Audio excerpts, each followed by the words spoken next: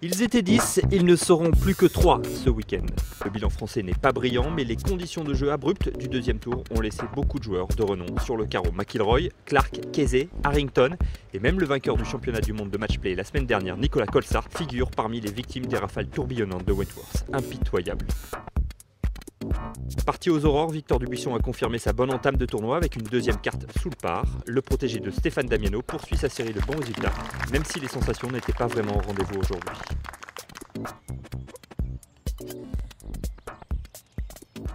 J'ai beaucoup moins bien joué qu'hier. Bon, c'est vrai que je suis pas trop du matin, lever 4h30, j'ai eu un peu de mal. En tout cas, enfin, ouais, je tapais beaucoup moins bien la balle. J'ai raté quelques mises en jeu, enfin pas vraiment raté, mais ici 5 mètres en dehors des fairways, c'est 5 mètres de trop.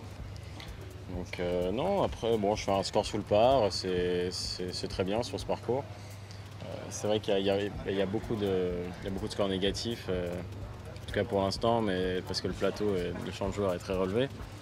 Mais pour l'instant ça va, je suis assez satisfait. J'espère faire un bon week-end, que mon putting s'améliore un peu. Pour sa première apparition dans le Sorel, Dubuisson impressionne et peut même viser un top 10 avant d'interrompre sa saison pour se faire opérer. Retour prévu pour l'Alstom Open de France.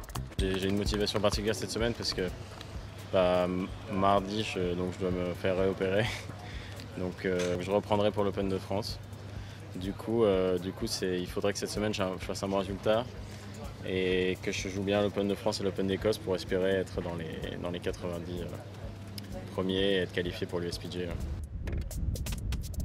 L'autre très belle satisfaction du jour est l'excellente performance de Grégory Avray. Auteur d'une fin de parcours chaotique jeudi, le Rochelais a remarquablement réagi en rendant la deuxième meilleure carte du jour, 67. C'est très bien, 67, c'est mon meilleur score à Wentworth en 11 ans. Donc ça c'est déjà un premier bon point et c'est vrai que c'était assez difficile compte tenu du fait que hier c'est particulièrement mal terminé. Et qu'en se levant aujourd'hui, on voyait que ça allait être tout de suite un petit peu plus dur parce qu'on voyait les feuilles bouger dès 7h du matin, 7h30. Donc on se doutait, puis en plus en regardant la météo, on savait qu'il y aurait avoir un petit peu plus de vent aujourd'hui. Mais c'est ce qui a fait aussi que la nuit fut bonne parce que quand il y a du vent comme ça, on sait qu'on peut revenir quelque part. Une réaction de champion, mais surtout une tendance qui empoisonne le début de saison de l'élève de Benoît Ducolombier.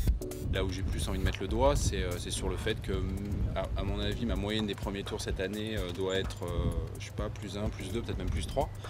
Et ma moyenne des deuxièmes tours est probablement au contraire, moins 3, peut-être même moins 4. Ça serait intéressant d'ailleurs de regarder parce qu'il y a une vraie énorme différence. C'est quasiment le cas chaque semaine, donc il va falloir vraiment que j'arrive les premiers tours avec la rage que j'ai lorsque je me lève le matin du deuxième jour ou lorsque je finis ma journée du premier jour, parce que je suis dans un tel état de nerfs que je me dis qu'il y a forcément un lien dans ces bons tours et ces enchaînements de bons coups dans les deuxièmes tours, et qu'au contraire, lorsque je suis un peu trop passif et que je me dis allez on commence le tournoi, on essaie de bien faire, un petit peu sur la défensive en quelque sorte, et bien là au contraire je me plante complètement. En fin de journée, malgré quelques sueurs froides, une balle que le vent déplace sur le green du 16, puis un sauvetage délicat entre les branches au 17, Julien Ken a arraché sa place dans le cut.